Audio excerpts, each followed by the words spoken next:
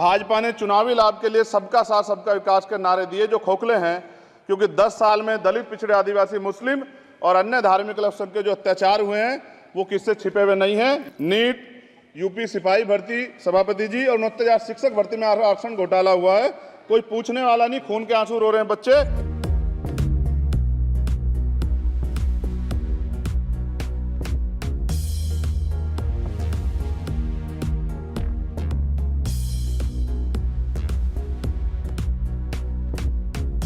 माननीय सभापति जी, 14 अगस्त 1947 को ये देश अंग्रेजों के अधीन था। 15 अगस्त 1947 को हम लोग आज़ाद हुए। 16 अगस्त 1947 को देश आज़ादी में था, लेकिन धन धरती राजपाट में बंटवारा नहीं हुआ।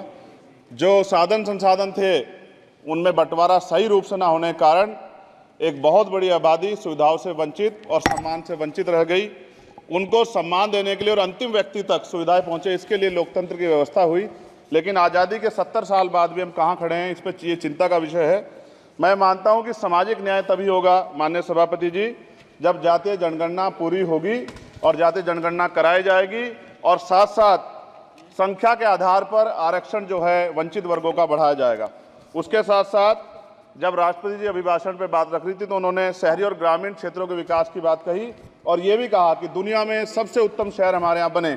लेकिन माननीय सभापति जी, 70% आबादी तो गांव में निवास करती है, तो गांव की आबादी के बारे में भी सोचना होगा कि उनका जीवन कैसे बदले। माननीय सभापति जी, उच्च शैक्षणिक संस्थानों में बहुजन समाज के जो छात्र हैं उनके साथ कास्ट एट्रोसिटी हो रही है, निरंतर उनकी हत्या हो रही है। साथ साथ जो सरकारी कर्मचारी हैं दफ्तरों में, उनके साथ भी जो SC ST OBC और मुस्लिम और अन्य धार्मिक अल्पसंख्यक उनके साथ भी माननीय सभापति जी जातिगत और धार्मिक जो है शोषण किया जा रहा है। इसलिए मेरी मांग भी है कि पुरानी पेंशन को भी अध्यक्ष जी बहाल किया जाए। जो कर्मचारी देश की सेवा में लगे हैं उनका भी सम्मान होना चाहिए। साथ साथ सभापति जी, भाजपा ने चुनावी लाभ के लिए सबका साथ सबका विकास के नारे दिए जो खोखले हैं, क्योंकि 10 साल में दलित, पिछड़े, आदिवासी, मुस्लिम और अन्य धार्मिक अल्पसंख्यक के जो अत्याचार हुए हैं वो किससे छिपे हुए नहीं हैं। ये गलत है, ये बंद होना चाहिए।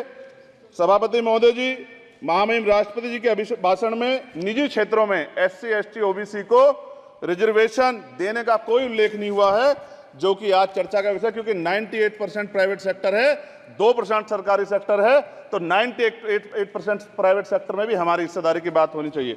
माननीय सभापति जी, आशा कार्यकर्ताओं, आंगनबाड़ी वर्करों, भोजन माताओं के वेतन वृद्धि पे भी कोई उल्लेख नहीं हुआ है, वो भी अभी नंगे, उन पर भी सोचना पड़ेगा। माननीय सभापति जी, जिस क्षेत्र से मैं चुन के आऊँ नगीना से, वो बहुत पिछड़ा क्षेत्र है। उस क्षेत्र में कोई विशेष आर्थिक पैकेज नहीं दिया गया, रोजगार की सेवाएं नहीं है, नौजवान पलायन करता है। IIT, IIM, एम्स, केंद्रीय विद्यालय आदि शिक्षा में और चिकित्सा संस्थानों की स्थापना होनी चाहिए, जो कि नहीं है। और माननीय सभापति जी, मानसून सत्र आ गया है, मेरा क्षेत्र बाढ़ से बहुत प्रभावित है, इसलिए मैं आपसे आग्रह करूंगा कि वहां के लोगों को बाढ़ से निजात दिलाई जाए। माननीय सभापति जी, चीन हमें आंख दिखा रहा है और लगातार हमारे देश की सीमाओं में घुसपैठ कर रहा है, इसलिए अग्निवीर योजना को हटाकर पुनः सेना भर्ती शुरू की जाए और साथ साथ भारत की सबसे प्राचीन व बहादुर रेजिमेंट में से एक चमार रेजिमेंट को पुनः बहाल करा जाए, ऐसा भी मेरा आपसे आग्रह है। माननीय सभापति जी, पिछले सारे प्रधानमंत्रियों ने मिलकर जितना कर्ज लिया है उससे दुगना कर्ज हमारे वर्तमान के प्रधानमंत्री जी ने लिया है। किसान अगर अपना कर्ज माफ कराने के लिए जाता है तो लाठी झेलनी पड़ती है, जबकि सरकार ने धन्ना सेठों का 15 लाख करोड़ रुपए माफ किया है। इस ओर हमें ध्यान देना पड़ेगा, हमारी आने वाली पीढ़ियों को ये कर्ज चुकाना पड़ेगा। माननीय सभापति महोदय जी, किसानों को MSP की लीगल गारंटी तथा किसानों का कर्ज माफ होना चाहिए।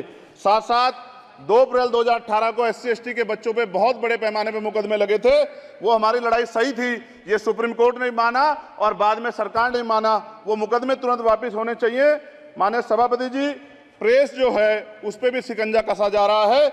जो पत्रकार सरकार खिलाफ बोलता है नौकरी से हाथ धोना पड़ता है, और सोशल मीडिया हमारा हथियार है, उस पर तरह तरह के प्रतिबंध लगाए जा रहे हैं और विरोध करने वालों को सोशल मीडिया हैंडल भी सस्पेंड करा दिए जा रहे हैं। साथ साथ सभापति जी, पेपर लीक और परीक्षाओं के कैंसिल होने से देश के नौजवानों का भविष्य खतरे में है। नीट, यूपी सिपाही भर्ती सभापति जी और 69,000 शिक्षक भर्ती में आरक्षण घोटाला हुआ है, कोई पूछने वाला नहीं, खून के आंसू रो रहे हैं बच्चे, बेरोजगारी का दंश युवा झेल रहे हैं। इसलिए मेरा आग्रह है कि युवाओं के लिए कृपया समाप्त करें चंद्रशेखर जी। माननीय सभापति जी, मैं पहली बार बोल रहा हूं, आप कहेंगे मैं बैठ जाऊंगा, मैं आपकी बात, मैं संवैधानिक मर्यादा का पालन करूंगा, मगर हम तो माननीय सभापति जी सुन ही रहे हैं। आप बोलिए, 1 मिनट। धन्यवाद, धन्यवाद एक मिनट और बोलिए। अध्यक्ष सभापति जी, नारी सम्मान की बात करने वाली सरकार, हमने मणिपुर देखा सर, हमने पहलवान बेटियों का हर्ष देखा सर, और हमने सर हाथरस की बेटी का हर्ष देखा सर, और हाथरस के परिवार को जो वादा किया था सरकार ने वो भी पूरा नहीं किया, और महिलाओं में भी स्पेशली दलित, पिछड़े और मुस्लिम वर्ग की, आदिवासी वर्ग की महिलाओं के साथ आज भी एनसीआरबी का डाटा कहता है सर जो जुल्म हो रहा है वो सहनीय नहीं है सर। साथ साथ कोविड में तैरती, हमने कोविड में बहुत सुना सर, कोविड में तैरती लाशें भी गंगा में हमने देखी है सर, और मजदूरों का हाल भी हमने देखा है। सभापति जी बस सब समाप्त कर रहा हूं।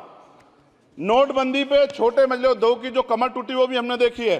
सभापति जी, शैक्षणिक संस्थानों, विश्वविद्यालयों में, चिकित्सा संस्थानों में ओबीसी एसटी के योग्य अभ्यर्थी को एनएफएस करके जिस तरह निकाला जा रहा है, लेटरल एंट्री करके जिस तरह हमारे रास्ते बंद किए जा रहे, ये भी हम देख रहे हैं सभापति जी। साथ साथ मेरा ये कहना है सर, ये सबका इशू है कि प्राइवेट कर्मचारी सर और सरकारी भी कई जगह पे 8 से ज्यादा घंटों से काम करते हैं, और उनको जो सर उचित वेतन भी नहीं मिलता, तो न्यूनतम वेतन 20,000 रुपए तय हो और 24 घंटे की ड्यूटी। उदाहरण के तौर पे यूपी पुलिस सर बहुत पूरा काम करते हैं वो लोग। वो राज्य के विषय हैं, आप यहाँ सर मैं आपके राज्य सरकार के लिए भी आपके संज्ञान में डाल रहा हूँ। विषय सर पुलिस सब जगह है सर, लेकिन सवाल ये है सर, बहुत पसीना बातें हैं, 8 घंटे की ड्यूटी और वेतन विसंगति, वोटर स्कीम से उनको जो बाहर किया जाए। माननीय सभापति जी, 1 मिनट चाहिए सभापति जी। राष्ट्रपति जी ने धर्म के बारे में बात की थी, राम मंदिर से पहले हमारे गुरुगढ़ तुगलकाबाद का फैसला आया था राष्ट्रपति जी, वो सभापति जी अभी तक